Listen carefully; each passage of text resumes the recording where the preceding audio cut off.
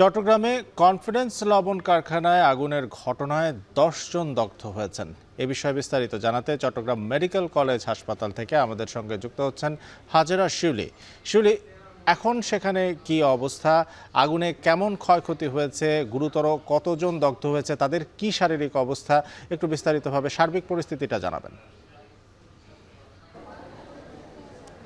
আরিফিন, আগুনে ১০ জনের মধ্যে কিন্তু ৮ জনের অবস্থায় আশঙ্কাজনক এবং আমরা বান ইউনিটের যে প্রধান, বিভাগীয় প্রধান, তার সাথে কথা বলেছিলাম।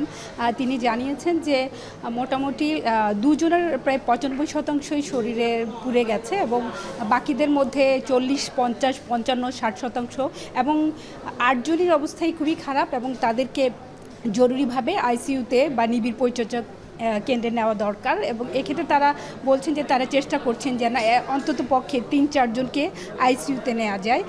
বাকিদের অবস্থাও খুব একটা ভালো না। তো এখানে দগ্ধ শ্রমিকদের স্বজনদের সাথে আমরা কথা বলে জানতে পেরেছি যে সকাল আনুমানিক ৯:৩০ থেকে ১০টা নাগাদ বোয়ালখালীর যে পশ্চিম গোমদুমডি ইউনিয়নের বানুরটেক পৌরসভা এলাকায় যে কনফিডেন্সের লবণ কারখানা, সেখানে কারখানায় জেনারেটর স্থাপনের কাজ চলছিল এবং পাশেই ছিল গ্যাস সিলিন্ডার এবং তারা ধারণা করছেন যে সিলিন্ডার বিস্ফোরণ হয়ে বা লিক হয়েই এই দুর্ঘটনা ঘটেছে এবং শ্রমিকরা সেখানে বিকট শব্দে বিস্ফোরণের পরই শ্রমিকরা সবাই গুরুতর দগ্ধ হন এবং তাদেরকেই পরবর্তীতে উদ্ধার করে চট্টগ্রাম মেডিকেল কলেজ হাসপাতালের বান ইউনিটে নিয়ে আসা হয়েছে।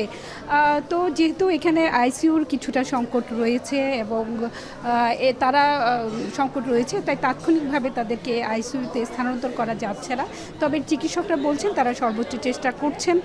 তবে তাদের আসলে খুবই সংকটাপন্ন অবস্থা, তাই দুজনকে খুবই জরুরিভাবে আইসিইউতে নেওয়া দরকার এবং বাকিদেরও যেহেতু প্রায় ৫০ থেকে ৬০ বা ৪০% পুড়ে গেছে, তারাও কিন্তু আশঙ্কা মুক্ত নন। এবং যতটুকু আমরা জানি যে আগুনে দগ্ধ রোগীদের ক্ষেত্রে আসলে ২৫ বা ২০% উপরে পুড়ে গেলেই সেটা আসলে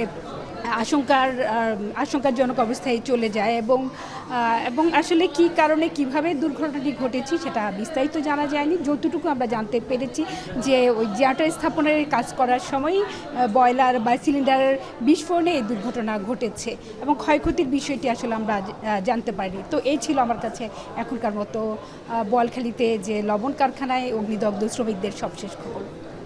চট্টগ্রাম মেডিকেল কলেজ হাসপাতাল থেকে আমাদের সঙ্গে যুক্ত হয়েছিলেন হাজেরা শিউলি।